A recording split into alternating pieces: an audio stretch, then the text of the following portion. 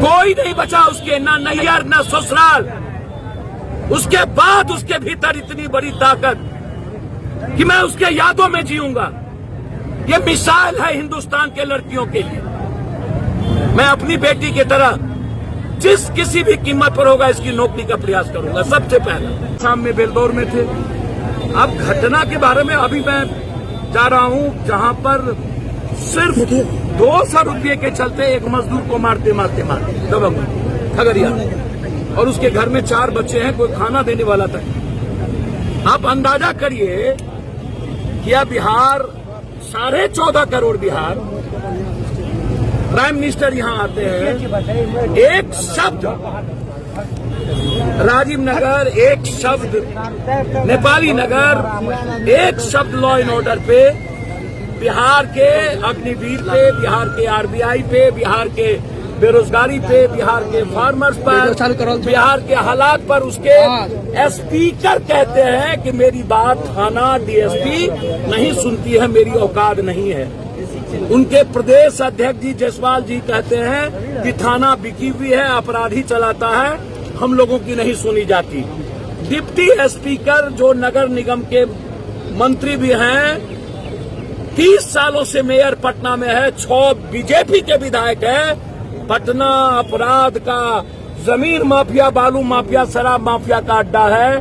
नेपाली नगर जमीन को समाप्त कर देता है बुलडोजर चला करके उसके घर को। लेकिन ये दोनों डिप्टी सीएम और बीजेपी पूरा का पूरा 6 एमएलए पटना छोड़ के भाग जाता है हैदराबाद। कोई कार्रवाई नहीं होती है। हमें लेट जरूर हुई आने में 3 दिन, क्योंकि लगातार पटना में बुलडोजर चल रहे थे, लगातार पुनपुन में सगे भाई को मार दिया गया। लेकिन न्याय उसी दिन से लगातार इतनी बड़ी ऑनर किलिंग, इतना बड़ा मॉब लिंचिंग जो लगातार बिहार में बिना कारण के 7 सोनार को गोली मार दिया हाजीपुर में, लगभग सोनार हाजीपुर छोड़ दिए। 7 लड़की को गोली मार दी गई हाजीपुर में। चंदा में इसलिए गोली मार दिया गया एक बच्ची को, ज्योति कुशवाहा को, कि उन्होंने फोन रिसीव नहीं किया 2 लड़के का।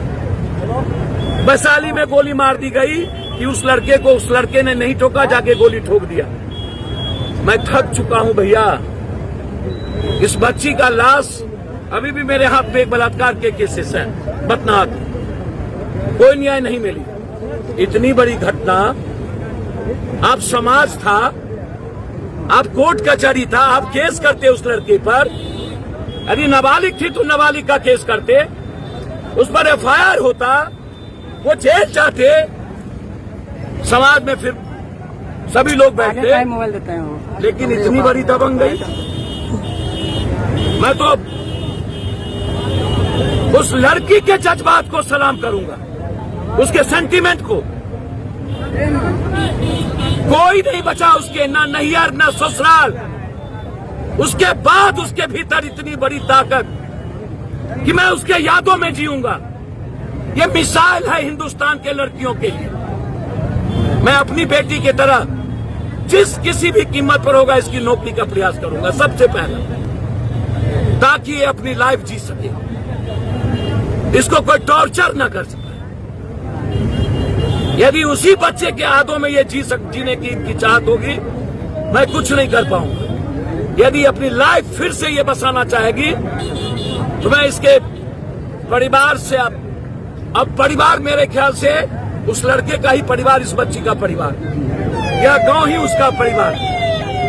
मैंने आईजी को कहा कि एसपीडी ट्रायल याद करिए, मैंने क्या कहा था, भूलिए नहीं। वीरनगर के मामले में कोई माय का लाल नहीं रोक सकता, चाहे जिंदा या मुर्दा मैं उसको लाऊं। फिर मैं कह के जाता हूं आपको, यह पूरे कोसी सीमांचल के हर यूथ का सेंटीमेंट है। यह ऑनर किलिंग पूरे बिहार के यूथ का सेंटीमेंट है। यह सबके भीतर डर बैठाने वाली जो घटना है, यह मेरे लिए चैलेंज है।